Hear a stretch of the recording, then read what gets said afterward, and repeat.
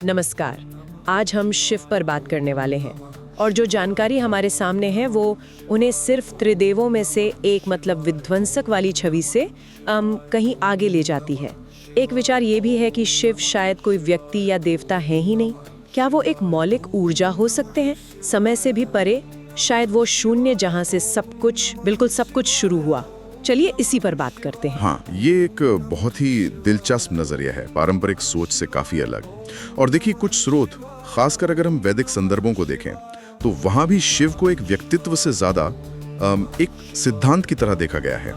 वो शून्य, मतलब वो निराकार अवस्था जहां अनंत संभावनाएं हैं, जहां से सृष्टि, चेतना, जीवन सब निकला।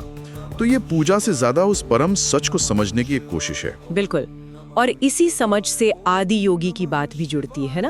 कैलाश पर वो योगी ध्यान में लीन, जिनका कोई नाम नहीं, कोई पहचान नहीं, बस है। और फिर उन्होंने सप्तर्षियों को शिष्य बनाया, योग का पहला ज्ञान दिया। तो ये आदि योगी। जी हाँ, आदि योगी का विचार शिव को ज्ञान के पहले स्रोत, मतलब प्रथम गुरु के रूप में दिखाता है। यहाँ बात सिर्फ उनके ध्यान की नहीं है, बल्कि वो जो ज्ञान उन्होंने दिया वो महत्वपूर्ण है। कहा जाता है कि उन्होंने आत्म रूपांतरण की और वो जो ब्रह्मांडीय चेतना है उससे जुड़ने की तकनीकें सिखाई। तो ये सिर्फ कहानी नहीं, बल्कि इंसान के अंदर जो क्षमता है उसे जगाने का एक तरीका है, एक प्रतीक है। ये दिखाता है कि शिव तत्व सिर्फ पूजने की चीज नहीं, बल्कि अनुभव करने वाला ज्ञान है। अच्छा, मतलब ये सिर्फ आस्था का विषय नहीं, बल्कि एक प्रैक्टिकल रास्ता भी है। जी हाँ। ठीक है। एक और पहलू है जो मुझे हमेशा बहुत आकर्षित करता है, नीलकंठ की कहानी, समुद्र मंथन और विष पीना। ये कहानी तो सबने सुनी है, पर इसका गहरा मतलब क्या है? सारी नकारात्मकता उसे संभालने के एक रूपक की तरह देखती है। जी। विष पीना मतलब उसे खत्म करना नहीं, बल्कि उसे अपने अंदर संभाल लेना, उसे पचा जाना और फिर भी शांत रहना, उसे बाहर दुनिया पर फैलने नहीं देना। ये अंदरूनी शक्ति और संतुलन की बात है। शिव का वो नीला कंठ इसी का प्रतीक है कि बाहर चाहे जितनी उथल पुथल हो, अंदर स्थिरता कैसे बनी रहे। ये भावनाओं को दबाना नहीं, बल्कि उन्हें समझकर बदलना है। हाँ, मतलब नेगेटिविटी को स्वीकार करके उसे पार करना, उससे भागना नहीं। जी। ये तो रोजमर्रा की जिंदगी के लिए भी बहुत जरूरी बात लगती है। अच्छा, तो फिर शिव का शमशान से जुड़ाव, ये क्यों? इसे तो अक्सर लोग थोड़ा अशुभ मानते हैं। हाँ, पर जो स्रोत हैं वो इसे बिल्कुल अलग तरह से देखते हैं। देखिए, श्मशान वो जगह है जहाँ सब कुछ बराबर हो जाता है। आपकी पहचान, आपका अहंकार, पैसा, रुतबा सब राख। वहां सब एक समान है। तो शिव का श्मशान में रहना हमें याद दिलाता है कि हम नश्वर हैं। यहाँ मृत्यु अंत नहीं है, बल्कि जो भ्रम हमने पाल रखे हैं उनका अंत है। ये याद दिलाता है कि जो हमेशा रहने वाला नहीं है, उससे बहुत ज्यादा जुड़ना ही दुख लाता है।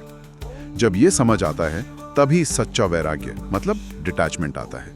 ये डरावना नहीं, बल्कि आजाद करने वाला सच है।